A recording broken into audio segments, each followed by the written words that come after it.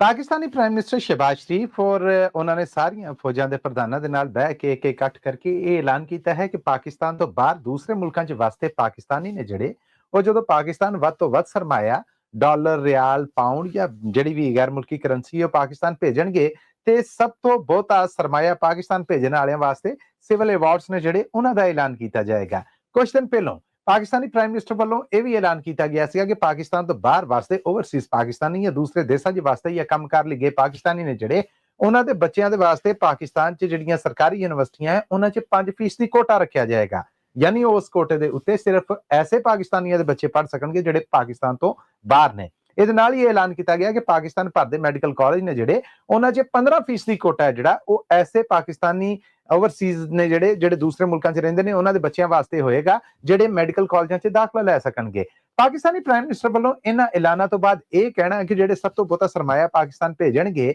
ਉਹਨਾਂ ਦੇ ਵਾਸਤੇ ਸਿਵਲ ਅਵਾਰਡਸ ਦਾ ਐਲਾਨ ਕੀਤਾ ਜਾਏਗਾ। ਗੱਲਾਂ ਸਾਰੀਆਂ ਠੀਕ ਨੇ। ਮੈਂ ਇੱਥੇ ਇਹ ਵੀ ਦੱਸਦਾ ਜਾਵਾਂ ਕਿ ਪਾਕਿਸਤਾਨ ਮੁਸਲਿਮ ਲੀਗ ਨੂਨ ਉਹੀ ਸਿਆਸੀ ਪਾਰਟੀ ਹੈ ਜਿਨੇ ਪਾਕਿਸਤਾਨ ਤੋਂ ਬਾਹਰ ਵਾਸਤੇ ਪਾਕਿਸਤਾਨੀ ਨੇ ਜਿਹੜੇ ਉਹਨਾਂ ਨੂੰ ਪਾਕਿਸਤਾਨ 'ਚ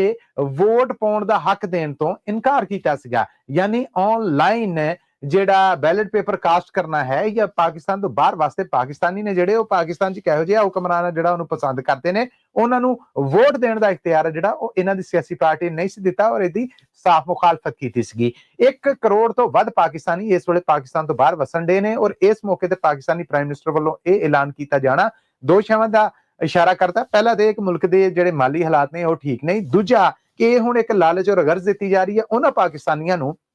ਜਿਹੜੇ ਪਹਿਲਾਂ ਹੀ ਇਸ ਮੁਲਕ ਦੇ ਹਾਲਾਤਾਂ ਤੋਂ ਤੰਗ ਹੋ ਕੇ ਇੱਥੋਂ ਕੂਚ ਕਰ ਚੁੱਕੇ ਨੇ ਔਰ ਉਹਨਾਂ ਨੇ ਜੋ ਉੱਥੇ ਜਮਾ ਜੰਤ ਕੀਤਾ ਆ ਉਹ ਇਹਨਾਂ ਦਾ ਮਕਸਦ ਹੈ ਕਿ ਇੱਥੇ ਪਾਕਿਸਤਾਨ ਲਿਆਂਦਾ ਜਾਏ, ਇਨਵੈਸਟ ਕੀਤਾ ਜਾਏ, ਇੱਥੇ ਭੇਜਿਆ ਜਾਏ ਤਾਂ ਜੇ ਮੁਲਕ ਦੇ ਹਾਲਾਤ ਨੇ ਜਿਹੜੇ ਉਹ ਸੁਧਾਰ ਵਾਲੇ ਪਾਸੇ ਹੋਣ। ਪਾਕਿਸਤਾਨ ਤੋਂ ਬਾਹਰ ਵਾਸਤੇ ਪਾਕਿਸਤਾਨੀਆਂ ਦੀ ਇੱਕ ਵੱਡੀ ਗਿਣਤੀ ਹੈ ਜਿਹੜੀ ਉਹਨਾਂ ਨੇ ਇੱਕ ਆਨਲਾਈਨ ਸਰਵੇ ਦੇ ਵਿੱਚ ਇਹ ਆਖਿਆ ਹੈ ਕਿ ਮੁਲਕ ਨੂੰ ਇਹਨਾਂ ਹਾਲਾਤਾਂ ਤੱਕ ਅਪੜਾਇਆ ਕਿਨੇ ਔਰ ਹਾਲਾਤ ਏਡੇ ਚੰਗੇ ਸਨ ਤੇ ਅਸੀਂ ਬਾਹਰ ਆਏ ਕਿਉਂ ਔਰ ਜੇ ਅਸੀਂ ਇਸ ਨਿਜ਼ਾਮ ਤੋਂ ਛੁਟਕਾਰਾ ਲੈ ਕੇ ਬਾਹਰ ਆਏ ਹਾਂ ਤੇ ਕੀ ਅਸੀਂ ਇੱਥੇ ਆ ਕੇ ਆਪਣੀ ਕੀਤੀ ਹੋਈ ਮਿਹਨਤ ਦੀ ਜਮਾ ਜਨਤਾ ਜਿਹੜੀ ਉਹਨੂੰ ਦੁਬਾਰਾ ਇਸੇ ਪਾਸੇ ਝੋਂਕਾਂਗੇ। ਸੋ ਪਾਕਿਸਤਾਨੀ ਪ੍ਰਾਈਮ ਮਿਨਿਸਟਰ ਦਾ ਐਲਾਨ ਆਪਣੇ ਥਾਂ ਪਰ ਇਸ ਐਲਾਨ ਦੇ ਨਾਲ ਪਾਕਿਸਤਾਨ ਤੋਂ ਬਾਹਰ ਵਾਸਤੇ ਪਾਕਿਸਤਾਨੀਆਂ ਦਾ ਭਰੋਸਾ ਜਿੱਤਣਾ ਜ਼ਰੂਰੀ ਹੈ।